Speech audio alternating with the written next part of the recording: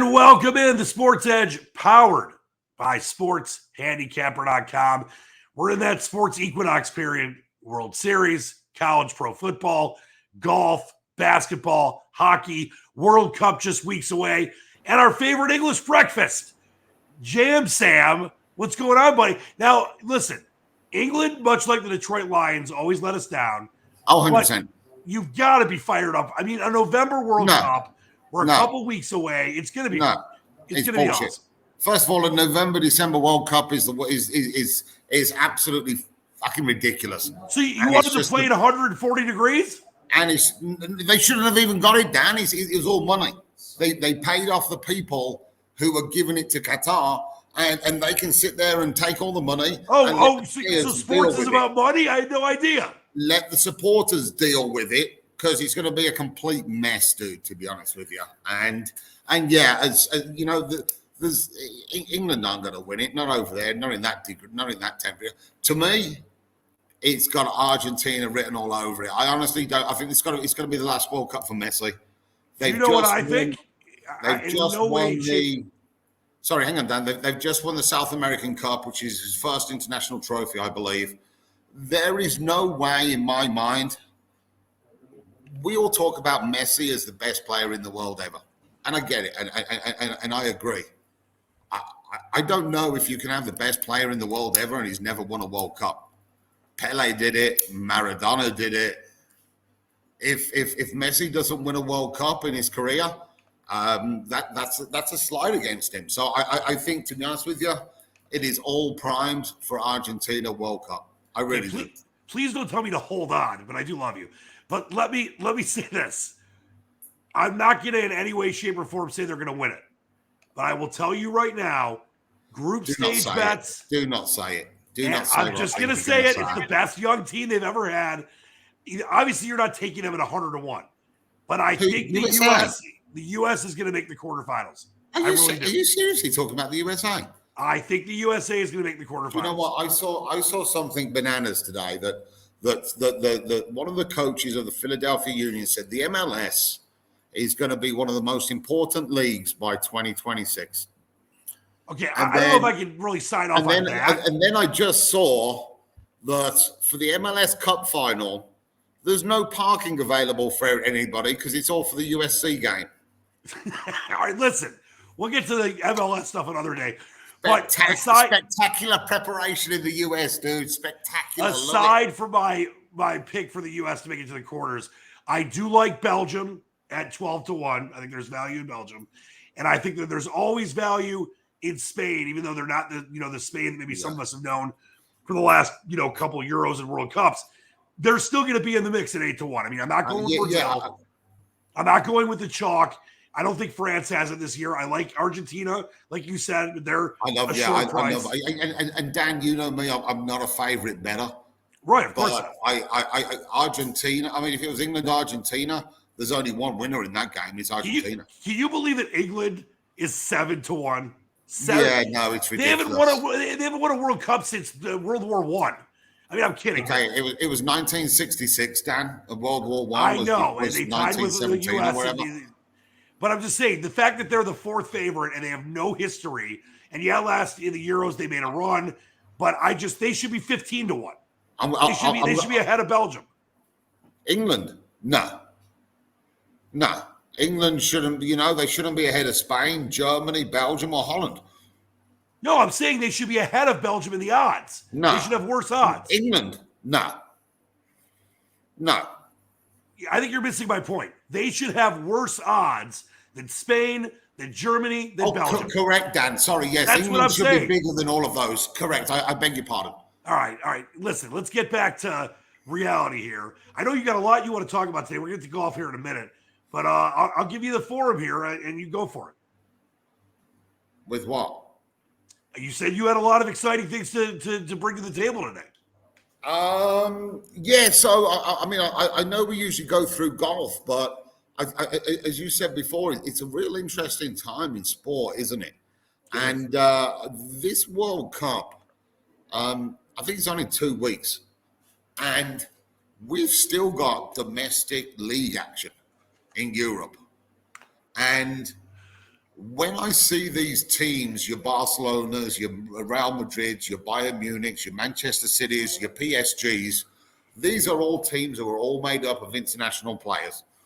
Now, if you think that Messi, Neymar, and Mbappe for Paris Saint-Germain are trying anything before the World Cup, as far as chasing after balls, going into tackles, anything like that, there is no way in the world that's happening. I've already had 4 bets for this weekend. I bet Fulham plus 2.5 goals versus Manchester City. I bet Almeria plus 2 3/4 goals against Barcelona. I bet Hertha Berlin plus 1 3/4 goals against Munich. And I bet some team Paco Ferreira plus 2 1/4 goals against Porto. I think this is... I mean, if put yourself in a player's shoes who's a star player and he's going to a World Cup, do you think he cares about a league season, a league game right now? I just can't buy into that.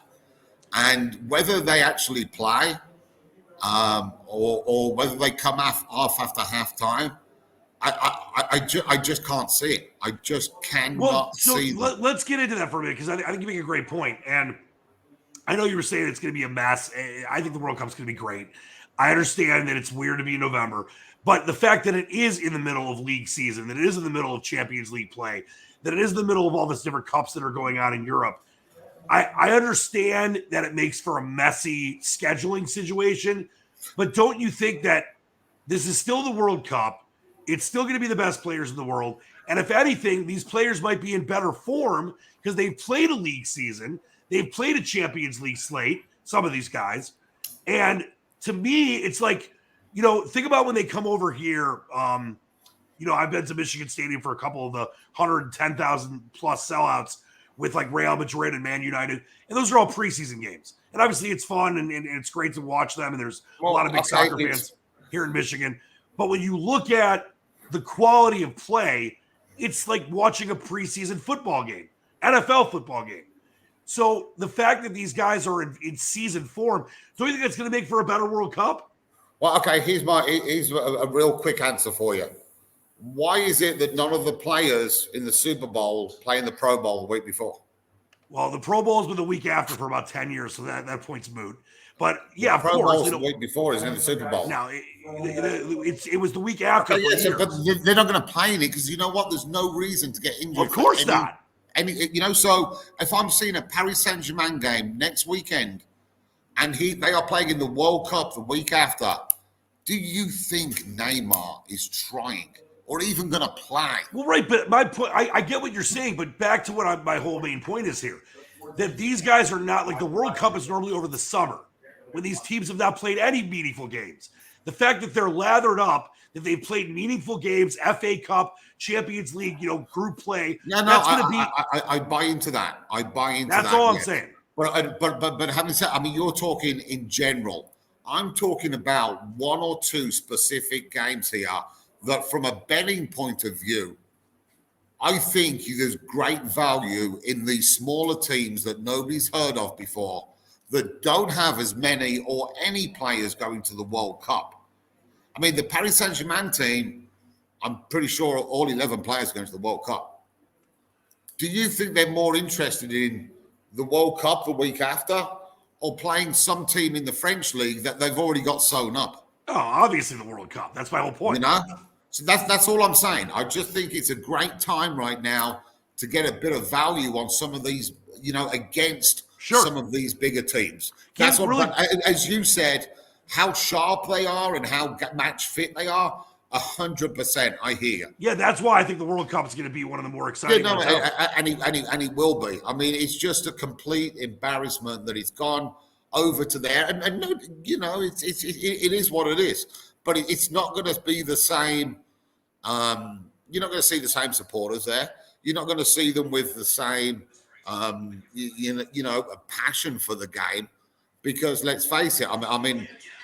You couldn't pay me enough money to go over there, and I'm going to need a 110-page guide to the laws of Qatar, because it's just not going to happen. I don't think you can drink beer in the stadium, so you have to sneak it in. Yeah, I mean, listen, we can do something that's completely acceptable where we're from, and I get the respect for their country and their laws, no problems whatsoever.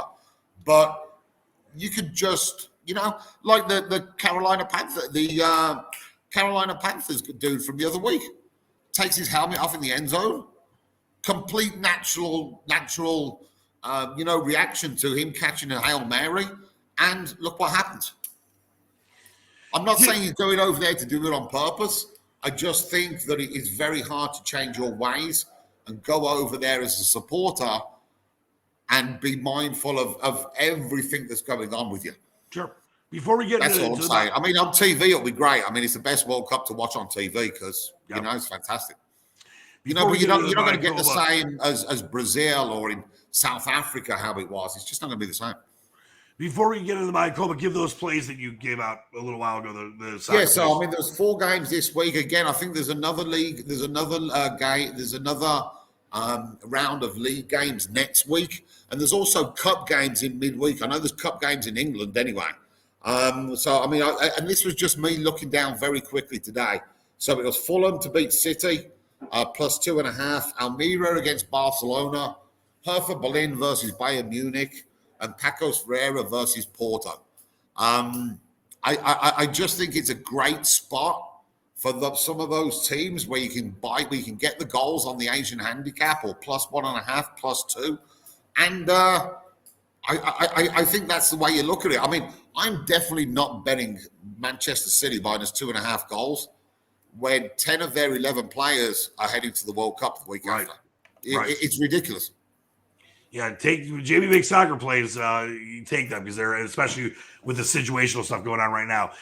Speaking of situational, we're getting towards the end of there's going to be some more tournaments at the end of this year, and then obviously everything starts with the Sony, and we get ready for the Masters, and things build up before they go with the players, obviously as well. Let's talk about the Mayakoba and what went into your selection process. They're out there near Cancun, about 30 miles away.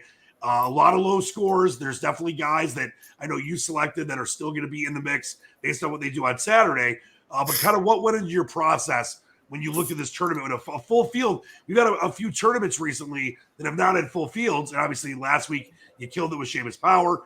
A couple wins in the last 3 weeks, pretty solid.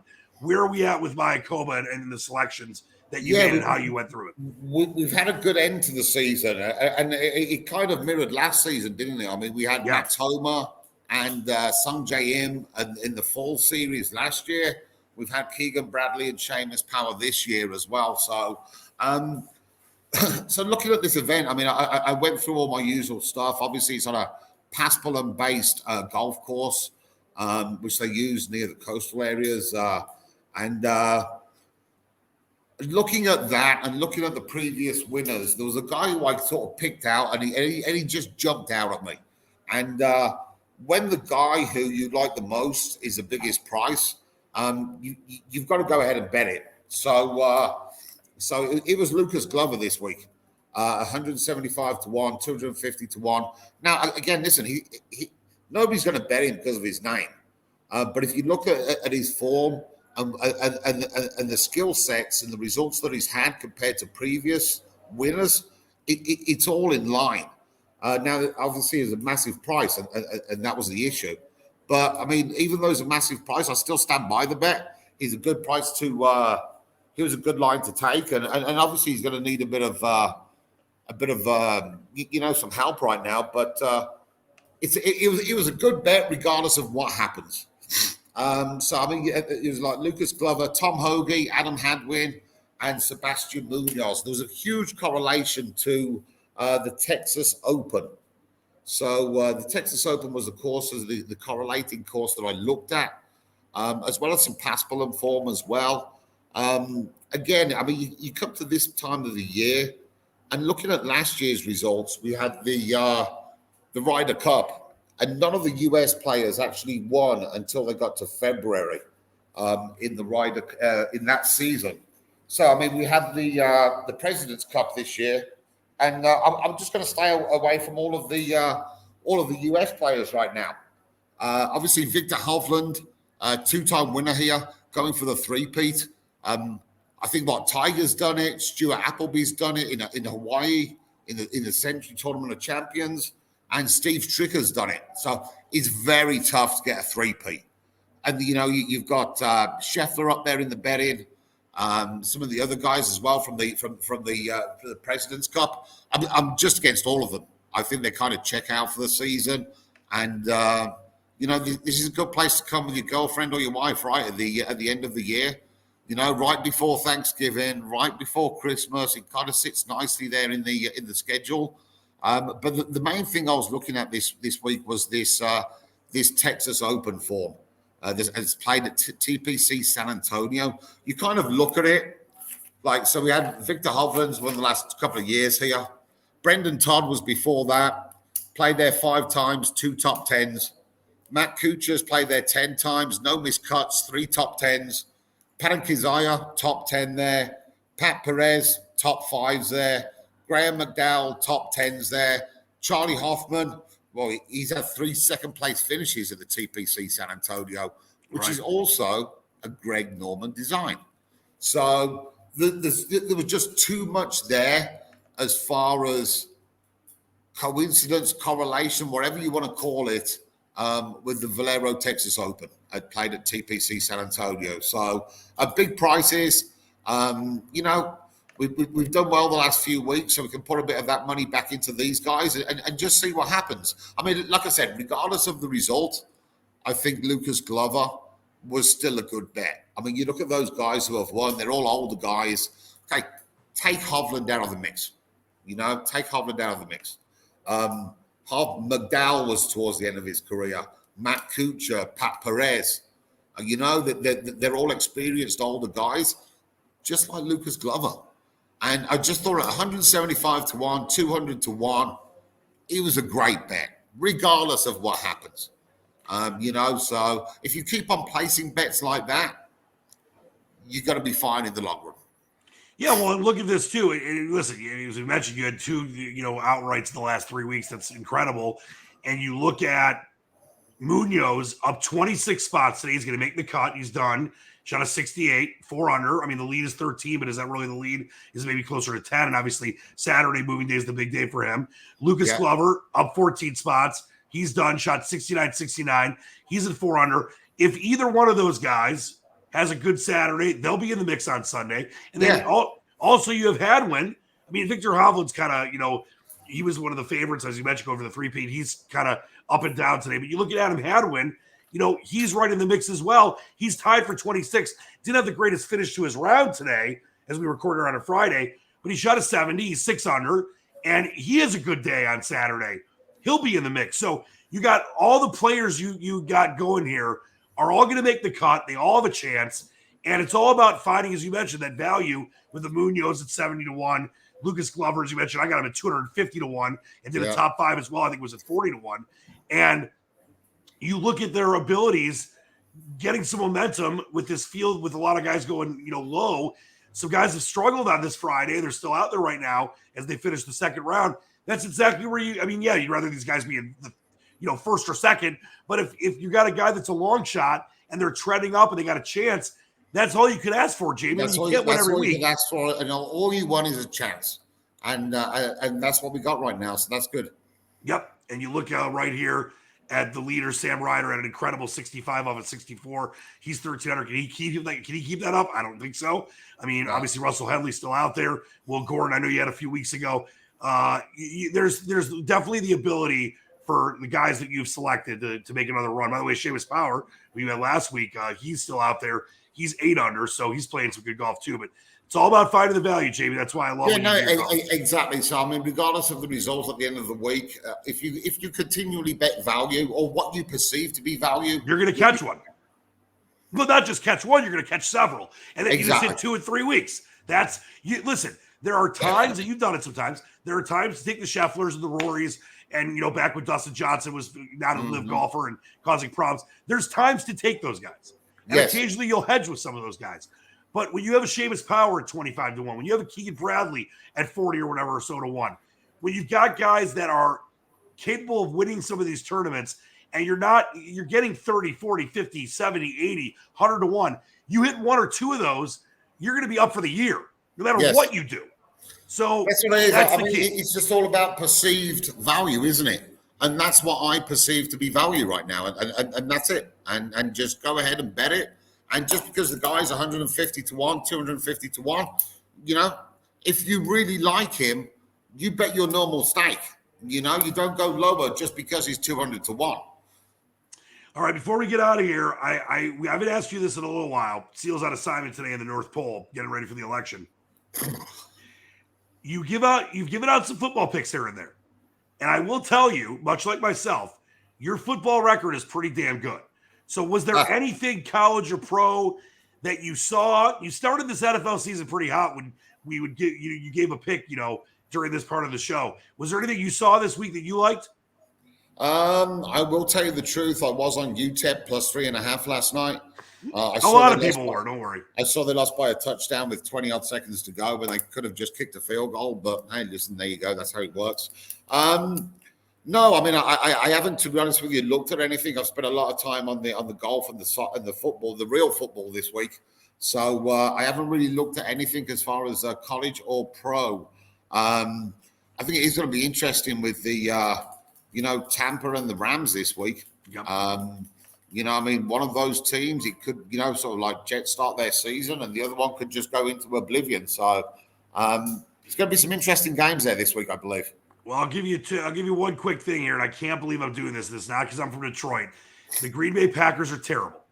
And their offense, as we've seen, they're getting blasted. Rodgers is not happy. They have no receivers. They missed Devontae Adams. Not that the Lions are a good team, with one win either, but they're at home. They're getting 3 and a hook.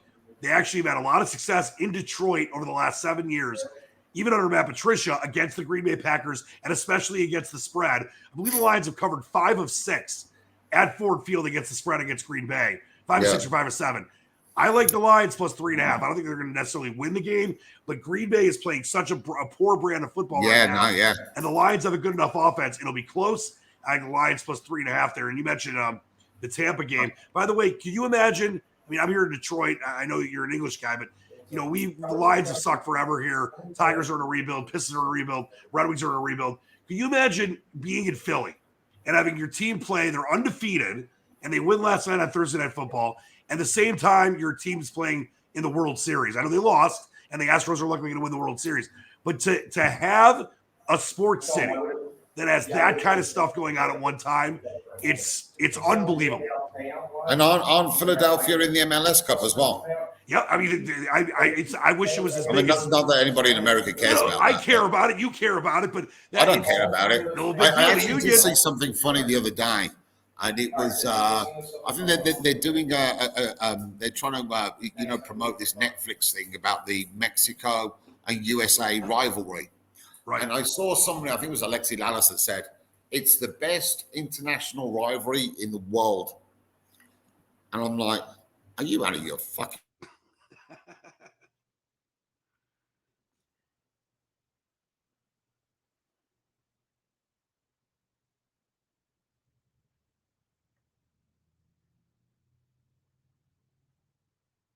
I think we had maybe a little rainstorm going on in Costa Rica with Jamie, but it's definitely not the biggest international rivalry in the world, U.S. and Mexico.